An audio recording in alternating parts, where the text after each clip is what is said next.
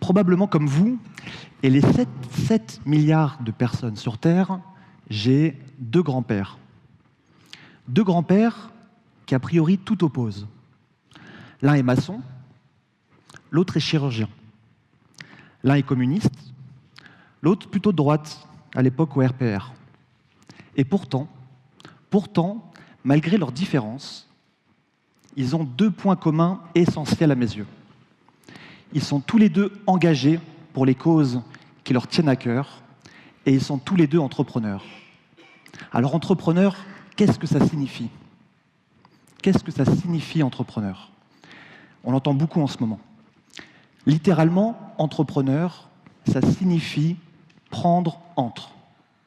Pour moi, être entrepreneur, c'est prendre les choses en main. Ça passe par la création d'entreprise, mais pas seulement. Être entrepreneur, c'est aussi une question de posture. Être entrepreneur, c'est aussi prendre sa vie entre les mains. Et la notion d'entrepreneuriat, pour moi, elle est indissociable de la notion d'engagement. J'irai même plus loin. C'est en s'engageant qu'on devient entrepreneur. Alors comment j'en suis arrivé à cette conclusion ? À travers mon parcours, à travers mes expériences. Et j'ai envie de partager avec vous deux déclics. Deux déclics que j'ai eus à travers mon histoire. J'ai aussi envie de partager avec vous deux apprentissages et deux messages. Alors tout a commencé quand j'avais l'âge de 2 ans. À l'âge de 2 ans, mes parents se sont séparés et vous l'aurez compris, j'ai grandi dans deux milieux sociaux différents, dans deux cultures familiales très différentes. Et pendant longtemps, j'ai eu un peu le cul entre deux chaises. J'avais du mal à trouver mon identité, finalement, à qui j'appartenais. Donc j'ai beaucoup cherché. Et puis c'est passé même après mon bac où j'avais envie d'arrêter mes études. Pourquoi les continuer alors que mon grand frère, lui, avait arrêté ? Et puis, ma mère m'a dit quelque chose d'important à ce moment-là. Elle m'a dit, ma puce, ouais, tu vas travailler 40 ans de ta vie. Alors t'es pas encore à quelques années près. Et j'ai trouvé que ça avait plein de bon sens. Alors j'ai poursuivi, j'ai fait un BTS, puis après une école de management. Et là, quand je suis arrivé au Havre, pour mon école de commerce, j'ai découvert un nouveau monde. La première année, comme beaucoup d'étudiants, j'ai beaucoup fait la fête. J'ai eu une vie sociale qui était très développée et un taux d'alcoolémie assez important. Peut-être que l'un allait avec l'autre, je ne sais pas. Mais finalement, pendant ces études, il y avait toujours une question en moi.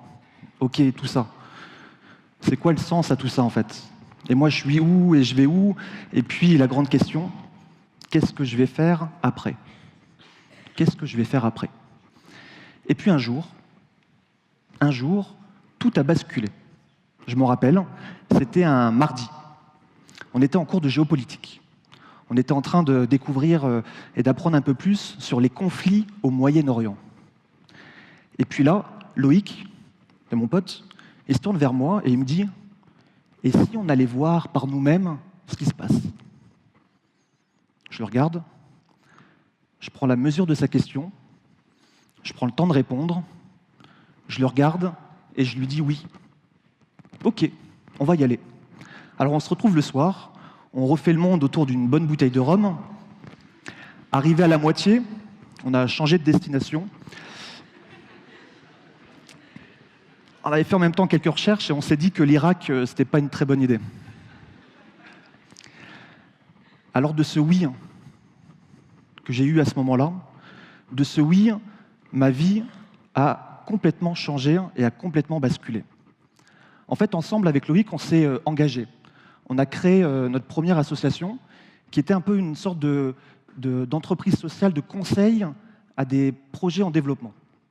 Alors on s'est lancé dans une dizaine de projets juste passionnants. Il y avait par exemple la création d'un centre de formation à l'énergie solaire au Maroc. On a travaillé aussi sur l'audit énergétique, d'une banque de céréales au Burkina Faso. Et en fait, de cette expérience extraordinaire, j'en ai retiré 2 grands apprentissages. Le premier, vous voulez le connaître? Le premier, c'est qu'est-ce que c'est bon de s'engager? Qu'est-ce que ça fait du bien de s'engager dans un projet qu'on a vraiment et qu'on porte à cœur? Moi, cet engagement, ça m'a permis déjà de rencontrer des personnes passionnantes.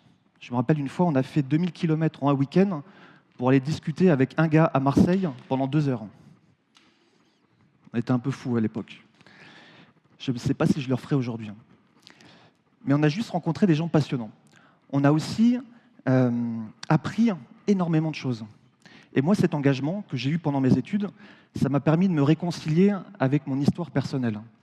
Ça m'a permis de prendre confiance en moi et finalement, je me suis rendu compte que j'existais pas simplement par d'où je venais, j'existais aussi par qui j'étais, par mon engagement et par ce que j'avais envie d'être et d'accomplir.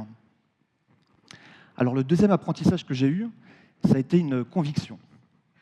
Une conviction qu'il est possible, voire même important, de pouvoir concilier ses compétences avec un sens, ses compétences avec une cause qui nous touche. Et je me suis rendu compte que ce que j'étais en train d'apprendre à l'école, la gestion de projet, la finance, le management, que finalement tout ça, ce sont des outils. C'est juste des outils. Et je me suis rendu compte que j'avais moi la possibilité de choisir l'usage. Je pouvais choisir à quelle fin, dans quel sens j'avais envie de les utiliser. Finalement, libre à nous d'utiliser nos compétences, nos talents, pour les causes et pour le sens qui nous paraît juste. Finalement, libre à nous d'adapter le monde à nos rêves, plutôt que d'adapter nos rêves au monde. Et ça a été fort à cette époque-là. Alors pendant mes études, j'arrivais à la fin de mes études, et là j'ai dû prendre des décisions. Vous vous rappelez les décisions que vous avez prises vous à la fin de vos études? Il fallait déjà que je choisisse ma dernière année de spécialisation. Alors j'avais envie d'être entrepreneur, j'avais le choix entre un master entrepreneur et un master d'audit finance. Naturellement, j'ai choisi l'audit finance. Je me suis dit que c'était la meilleure manière de rentabiliser ma dernière année et puis d'apprendre de nouvelles choses. Et puis la deuxième décision que je devais prendre, c'était je devais enfin répondre à la question, ok, et après ça, je fais quoi? Il fallait que je me lance dans la vie professionnelle. Il faut rappeler un peu ce moment-là, il n'est pas évident. Et donc je devais décider, je devais choisir. J'avais le choix avec la sécurité. On me proposait un poste de direction dans une petite société d'édition. Le salaire était confortable. Je savais où j'allais. Je pouvais rembourser mon crédit que j'avais fait pendant mes études. Ou j'avais le choix de l'inconnu. Et me lancer dans l'aventure entrepreneuriale. Alors à ce moment-là, je me suis posé 3 questions. La première, c'était « Ok, Aymeric, c'est quoi qui va te donner le plus de plaisir? Où est-ce que tu vas, on va dire, t'éclater le plus? Qu'est-ce qui va te donner le plus d'énergie ?» La deuxième question, ça a été « Où est-ce que je vais apprendre le plus? Qu'est-ce qui va me permettre de me développer, d'acquérir de nouvelles compétences ?» Et la troisième question, ça a été celle de ma petite voix intérieure. Je me suis demandé finalement, mon intuition là, vous savez, la petite boussole intérieure, elle me recommande quoi? Alors après quelques temps de réflexion, j'ai décidé de me lancer dans l'aventure entrepreneuriale. Et à ce moment-là précis, je suis devenu entrepreneur de ma vie. C'est-à-dire que j'ai pris ma vie entre les mains. Alors j'ai continué dans l'entrepreneuriat, j'ai lancé un incubateur pour entrepreneurs sociaux, Entrepreneurs sans frontières. J'ai cofondé La Ruche, un espace collaboratif pour entrepreneurs sociaux à Paris. Puis j'ai même commencé à lancer un collectif de formateurs, Civic Lab.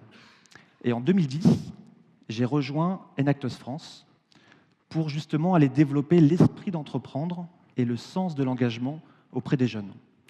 Et le faire par le faire, développer ces compétences-là par le faire, c'est-à-dire finalement en permettant à des jeunes de monter leur propre projet d'entrepreneuriat social pendant leurs études. Finalement, ce qu'on fait, c'est de reproduire des conditions pour que les jeunes deviennent aussi entrepreneurs de leur vie à travers leur engagement. Alors, vous l'aurez compris, la transmission est importante pour moi. Et si je vous parle, c'est que j'ai envie de vous transmettre un message mais pas seulement à vous. En fait, je me suis aussi marié. J'ai une petite fille. J'ai une petite fille qui, elle aussi, va grandir dans une diversité dans laquelle j'ai grandi aussi. Elle a la chance d'avoir des grands-parents qui sont français et des grands-parents tunisiens. Elle a la chance de grandir dans une double culture, une culture chrétienne et une culture musulmane. Et cette diversité-là, c'est juste magnifique. Parce que la vie, c'est un peu comme la cuisine. C'est grâce à la diversité des ingrédients qu'on obtient le goût. Alors le message que j'ai envie de transmettre à Elissa, c'est le nom de ma petite fille, quand elle regardera YouTube, si YouTube n'est pas devenu obsolète le jour où elle regardera, le message que j'ai envie de te transmettre, ma fille, et toi qui m'écoutes, c'est 2 invitations. La première, c'est entreprends ta vie. Prends ta vie entre les mains. Pour ça, ça nécessite de prendre des décisions, de faire des choix. Et ça demande du courage. Alors pour t'aider, il y a une petite boussole intérieure là. C'est ce qu'on appelle l'intuition. À toi de trouver comment elle fonctionne, à toi de l'écouter. Moi, le jour où j'ai écouté mon intuition, quand j'étais étudiant avec Loïc, ça a juste transformé ma vie. Alors je te souhaite d'avoir le courage de prendre tes décisions, de faire tes choix, de te lancer, et puis au pire, ça marche. La deuxième invitation que j'ai envie de te faire, elle est simple, c'est engage-toi. Engage-toi. En fait, quand on lit les journaux, quand on regarde la télé, quand on se balade dans la rue, quand on revisite son histoire personnelle, on a tous des causes qui nous touchent, qui nous révoltent, qui nous indignent. Et je crois que cette énergie-là, de la révolte, de l'indignation, on peut la transformer en une formidable énergie de création. Alors moi, je me suis engagé d'une manière, à travers l'entrepreneuriat social, mais finalement, c'est une manière parmi plein d'autres. Donc à toi de trouver la tienne, à toi de trouver la cause, à toi de trouver l'engagement qui te nourrira et qui te permettra de te révéler. En résumé, les 2 messages que j'ai envie de te transmettre, c'est entreprends ta vie et engage-toi. Le monde a besoin de toi. Merci.